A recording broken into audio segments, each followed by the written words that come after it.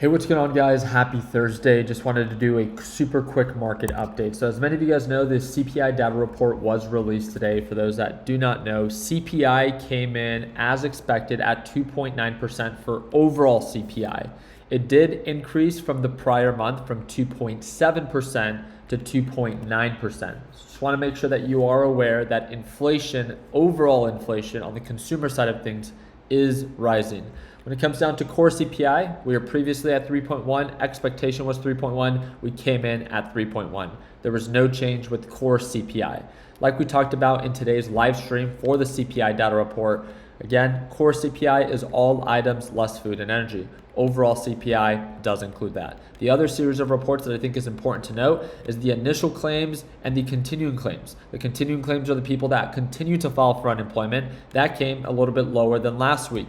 When it comes down to the initial claims, came in higher than what was expected.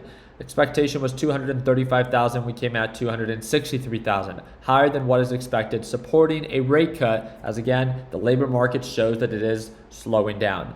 Although the labor market does support a rate cut, the inflation market or the inflation reports do not. Inflation is rising, as you most recently saw, again, based off of recent data. Again, all items, inflation has been rising since the month of April. I want to remind you this has been the concern of the Fed cutting rates. If the Fed aggressively cuts rates, it can be inflationary. It causes and makes inflation rise quicker by aggressively cutting rates in the beginning. But they might need to because the labor market is so weak. So we will see what the Fed will decide to do next week. As of right now, I just want you to be aware, this is the tool that I'm using. It's the Fed rate monitor tool. There's a bunch of them out there that is a probability tool. As of right now, there's a 91% probability for a 25 basis point rate cut and a 9% probability for a 50 basis point rate cut. As you can see, both are expected to at least cut rates. That is what you need to understand. There is a rate cut planned and coming on September 17th, 2025. The question is, by how much? Is it going to be conservative, 25 basis points, or aggressive, 50 basis points? The last thing that I want to talk about is all the bullshit stocks are pumping today. Excuse my language, but it's true. TM, absolute terrible company, fundamentally trash stock, trash fundamentals, but it's pumping. It's up 13%. And it's not just that. It's also Open. Open itself is up 67%. Absolute terrible company.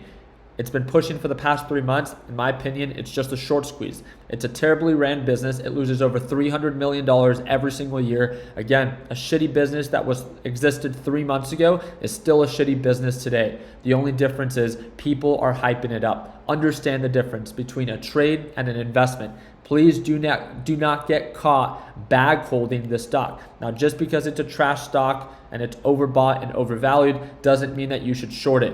Right now, it has a lot of positive price momentum and direction is bullish, and you need to respect that. This thing can keep pumping just like we've seen with GameStop. That stock skyrocketed for no reason just because enough idiots came together to try to stick it to Wall Street. And again, this is no different. Understand when conditions are in your favor versus against you.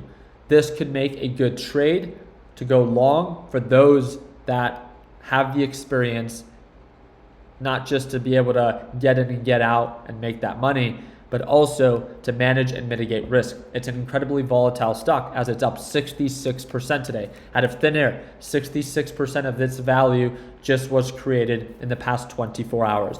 So please, be mindful of the opportunity. Don't be afraid of it, but be mindful of your position size and the risk that it comes at. I want to see you do well, but I want to see you do well because you earn it, not because you feel like you deserve it. With that being said, again, inflation reports are out. When it comes down to what we have in store for tomorrow, let me go ahead and double check.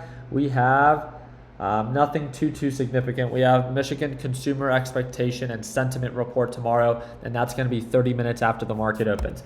Other than that, NASDAQ market, surprisingly, even with overall inflation rising, NASDAQ is also rising as well, showcasing once again that markets are incredibly bullish and that they will continue to try to hold at these elevated levels. It's not like they're really making new highs or showing great progress because everyone knows that the markets are incredibly overbought. Again, there's no reason to trade against that kind of trend, especially if you're a beginner.